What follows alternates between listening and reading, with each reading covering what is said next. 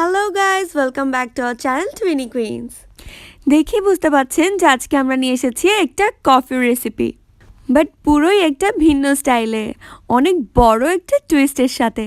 তো আসুন আমরা দেখে নিই যে আমরা কিভাবে এই কফিটা বানাচ্ছি আর সেই টুইস্টটা কী থাকছে।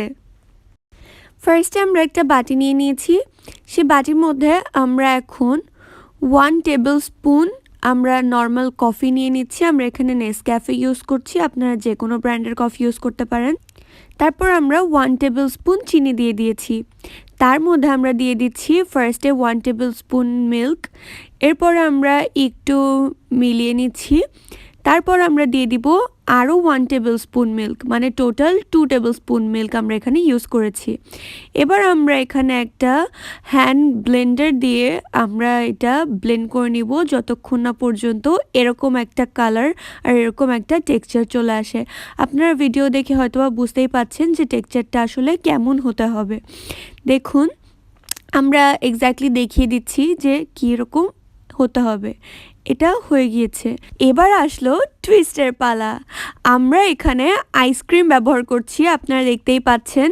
আমরা এখানে আমাদের নিজেদের তৈরি আইসক্রিম ব্যবহার করেছি। আপনারা যে কোনো আইসক্রিম ব্যবহার করতে পারেন। আইসক্রিমের রেসিপি অলরেডি আমাদের চ্যানেলে দেওয়া আছে, লিঙ্ক ডিসক্রিপশন বক্সে দেওয়া থাকবে, আপনারা চাইলে দেখে আসতে পারেন।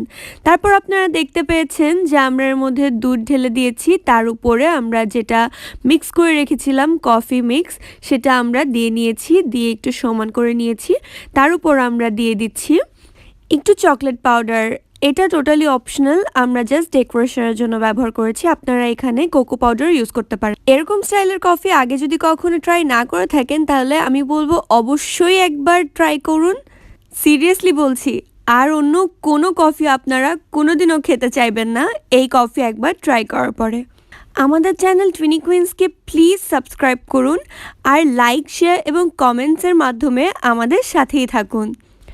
কথা হবে আপনাদের সাথে আবারও আমাদের পরের ভিডিওতে। Till then, take care, take love, আল্লাহ হাফেজ।